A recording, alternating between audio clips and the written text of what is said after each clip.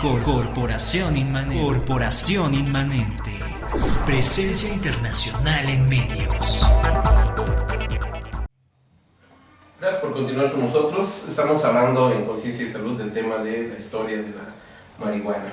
Entonces estábamos ya en Estados Unidos. Le decíamos que las 13 colonias deciden, más que hacer el pago con el cannabis a Inglaterra, prefieren mandar el dinero, y empieza a haber algunas rencillas ahí entre ambos países. Bueno, todavía no era como tal en lo que es Estados Unidos. Y bueno, después recordarán que vienen las cuestiones de los impuestos con el té y aquel cargamento que se tira. Y bueno, después vienen los ingleses ya a combatir a los norteamericanos, y bueno, el resto ya lo conocemos. De los fundadores de la nación americana, es un buen detalle mencionar que Thomas Jefferson y George Washington ambos cultivaban en sus jardines el cannabis. Y es curioso, pero la primera acta de independencia de los Estados Unidos está redactada sobre una hoja de cáñamo, que también, bueno, era uno de los usos que se le daba, ¿no? Actualmente lo relacionamos únicamente con lo que se fuma, pero de él se extraen telas, se extraen fibras, se extraen incluso tintas, se extraen tinturas, los usos medicinales. Son varias cuestiones que entran en esta situación. Entonces, se redactó la primera acta sobre una hoja de cáñamo. En algún momento fue una moneda de pago de impuestos, como les hemos mencionado.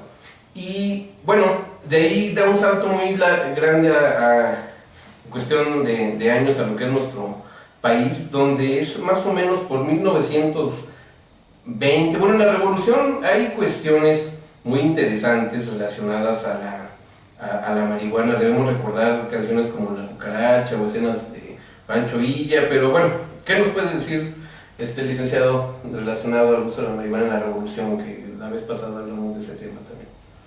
Bueno, pues el uso de la mota, de la morita, el café, de la verde, la yesca, la machachaca o la iguana marina, es un uso que tiene una historia pues relativamente añeja en nuestro país.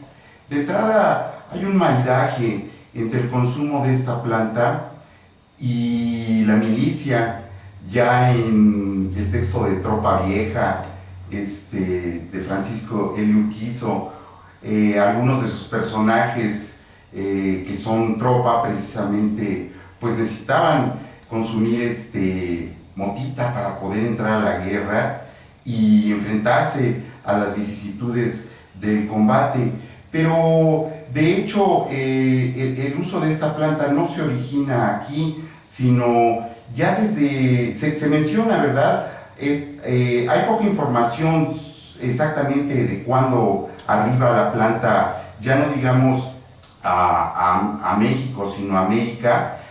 Tú mencionabas hace rato la presencia de los 13 colonos, que probablemente ellos trajeron semillas, ¿verdad?, que pudieron ser las originarias en este continente para empezar el cultivo. El caso es que ya desde tiempos de Juárez, de Porfirio Díaz, se emitieron unas leyes de emigración para los extranjeros, lo cual propició el arribo de colonias como Chipilo, aquí en Puebla, ¿verdad? Pero también en el norte del país, concretamente en Sinaloa, en Baja California, en Sonora, arribó una gran población china, específicamente de Cantón, y ellos se dieron cuenta, bueno, traían toda su cultura, ¿verdad? Y dentro de esta cultura, de estas manifestaciones muy particulares, implicaba el consumo del opio, y ellos se percataron de que las tierras, sobre todo de Sinaloa, eran idóneas para sembrar la dormidera, de la cual se obtiene la goma de opio y de la cual se va a sacar ¿cómo se llama? La morfina, ¿no? Sí, la heroína, exactamente.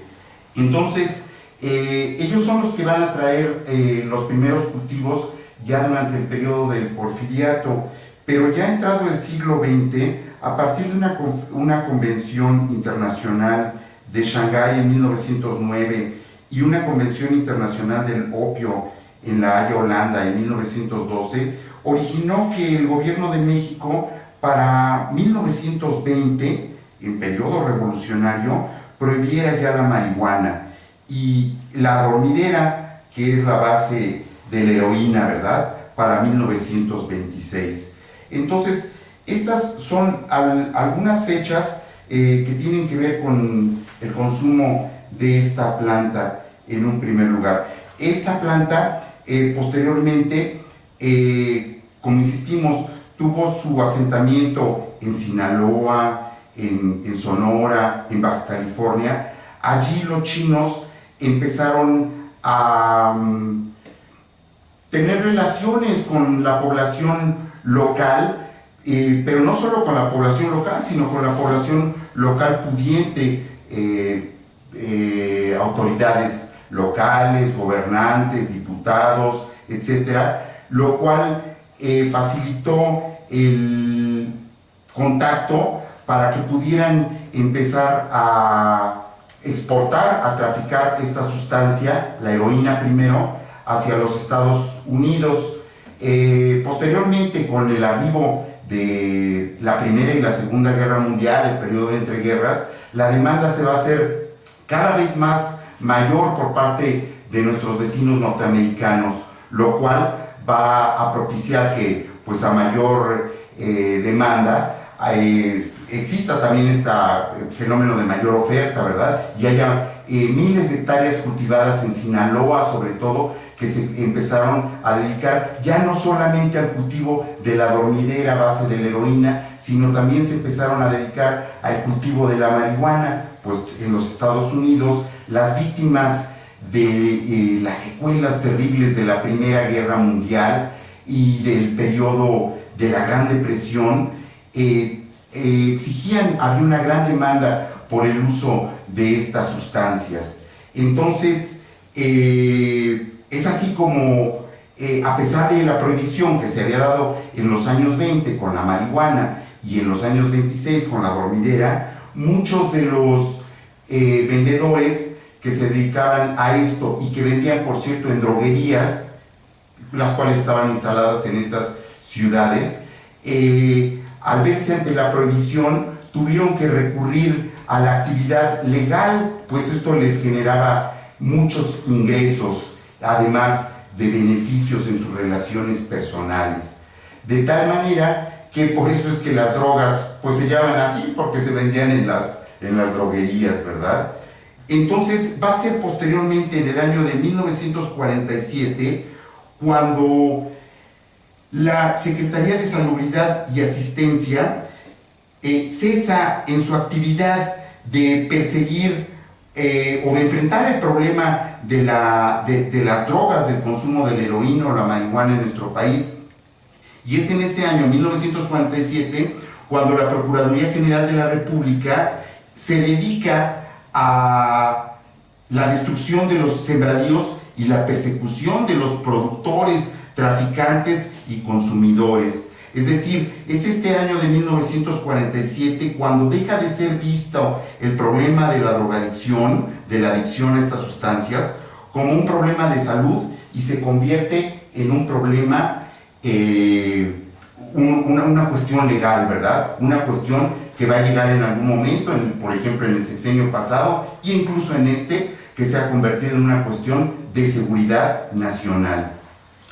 Esto es muy relevante, ya que hemos visto cómo a través del tiempo han sido muchos los conceptos del abordaje en cuanto al uso, cómo comportarse o cómo catalogar a quién es el consumidor de la marihuana. Y bueno, hay muchas ideas, muchas de ellas muy erróneas, y pues, últimamente se ha conocido a nivel de neurociencias cómo actúa la marihuana en el organismo, principalmente en el cerebro, y bueno, se están quitando muchos mitos que llegó a haber a través de la historia. Entonces esto es muy importante porque por aquellos años que nos habla, había la idea que los norteamericanos mencionaban o hacían creer a la gente que quien consumía esta droga le daba una fuerza sobrehumana y tendía a ser muy brusco, incluso podía llegar a matar a gente sin piedad, ¿no?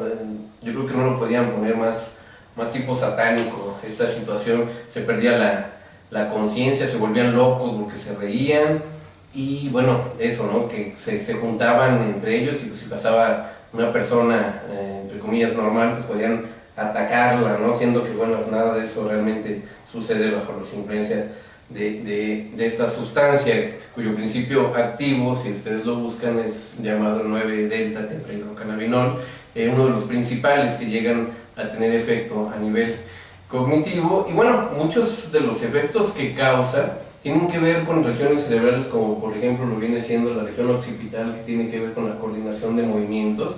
Por lo tanto, una persona intoxicada pues no tiene un andar de lo más adecuado, tiende a estar un poco movido, ¿no? Zigzagueante. Pacheco, pues, ¿no? Pacheco, ¿verdad? El caminado cuando anda pachecoide, ¿no? Así, puesto. Que tampoco es muy exagerado, ¿no? No es un zigzaguear, no es como una persona intoxicada con alcohol, que también se ve que no es a esos niveles. Empieza a haber una pérdida de lo que viene siendo la memoria inmediata, o de lo que acaba de ocurrir. Pueden sostener una plática, sin embargo es muy común que tienden a olvidarse de lo más cercano que estaban platicando, no siendo así lo que pasó hace unos días o hace años, ¿no? La otra situación que estimula centros como lo que viene siendo, actúa a varios niveles, ¿no? Pero alguno de ellos también tiene que ver con la estimulación del apetito. Cuando pasa el efecto les llega a dar mucha hambre, y con el control del dolor también, ¿no? Por las regiones que llegan a estar trabajando. Eso lo vamos a comentar en el siguiente programa más a detalle, pero bueno, a saber, tiene que ver regiones cerebrales como el hipotálamo, los ganglios basales, lo que es la neocorteza, el hipocampo, el cerebelo, como les mencioné, la amígdala y el tallo cerebral. Son los principales involucrados en los efectos de los cannabinoides. Entonces, imagínense, en los años 1947 nos habla de la primera penalización, pues no había esos estudios, no había esos conocimientos, nos influenciábamos más por lo que dictaban los gringos. Estaba muy joven la creación del FBI, que bueno, Howard también jugó un papel muy importante para satanizar esta droga, e incluso enrobarla dentro de uno de los grupos de drogas más potentes desde los Estados Unidos.